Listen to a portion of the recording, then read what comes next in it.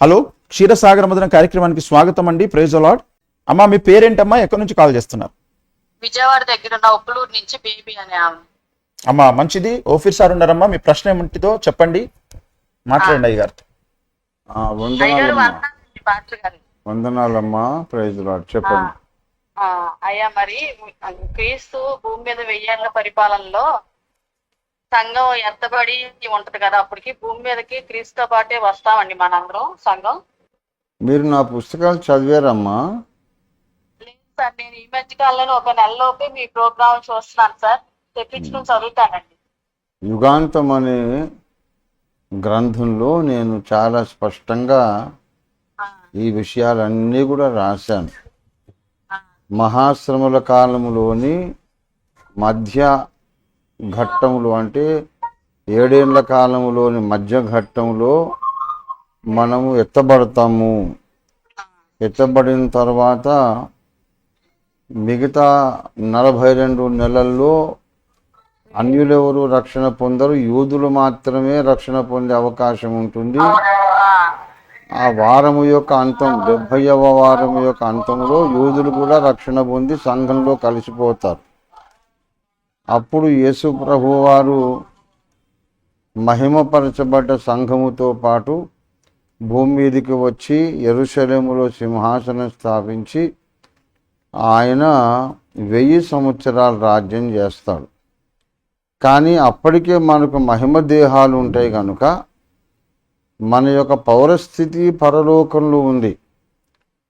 మన పౌరస్థితి పరలోకంలో ఉందని బైబిల్ చెబుతుంది కనుక ఇక్కడ ఒక అడ్మినిస్ట్రేషన్ ఆఫీస్ యెరూషలేములో ఉన్నప్పటికీ కూడా దేవదూతలు ఎలాగో పరలోకానికి వెళ్తుంటారు వస్తుంటారు, భూలోకానికి వస్తుంటారు వెళ్తుంటారో, అలాగే మహిమపరచబడ్డ సంఘము కూడా పరలోక మహిమలో ఆనందిస్తూ నిర్ణీత కాలాల్లో భూమి మీదకి వచ్చి వాళ్ళ పనులు జరిగించుకొని వెళ్తుంటారు. రాజ్యం ఏలేది ఈ భూప్రపంచమంతా దేవుని బిడ్డలే, రక్షణ పొందిన క్రైస్తవ విశ్వాసులే. అట్లా 1000 ఏళ్ల రాజ్యం అలా గడుస్తుంది. గడిచిన తరువాత సాతాను చెరలో నుంచి అప్పుడు విడిపించబడి భూనివాసులందరినీ కూడా మళ్ళా యేసు ప్రభువు మీద తిరుగుబాటుకు ప్రేరేపిస్తాడు. తిరుగుబాటుకు ప్రేరేపించినప్పుడు ఆకాశము నుండి అగ్ని దిగి వచ్చి వాళ్ళందరినీ దహించి వేస్తుంది. అప్పుడు ఇంకా రెండవ తీర్పు, అంటే అవిశ్వాసుల తీర్పు జరుగుతుంది. మహాధవళ సింహాసన తీర్పు. నరకానికి వెళ్ళవలసిన వాళ్ళందరినీ కూడా ఆ గ్రంథముల ఆధారంగా ఆయన నిర్ణయించి నిత్యాగ్ని గుండానికి పంపించేస్తాడు. సాతానును కూడా నిత్యాగ్ని గుండంలో వేస్తాడు. అంతకుముందే ఈ 70వ వారపు ముగింపులోనే అబద్ధ క్రీస్తు, అబద్ధ ప్రవక్త అగ్నిగుండంలో పడవేయబడ్డాడు.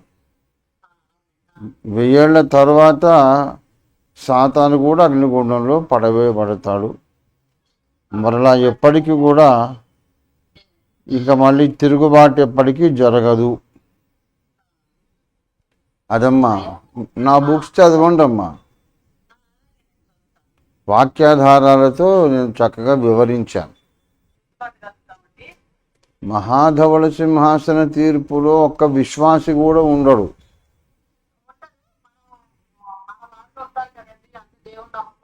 తప్పకుండా గుర్తుపడతాం, తప్పకుండా గుర్తుపడతారు. గుర్తుపట్టి బాధపడతారు. అయ్యో, వాళ్ళు సువార్త చెప్తే మేము వినలేదే, వింటే బాగుండు కదా అని వాడు యుగాలు బాధపడతానే ఉంటారు. ఓకే, వందనాలు.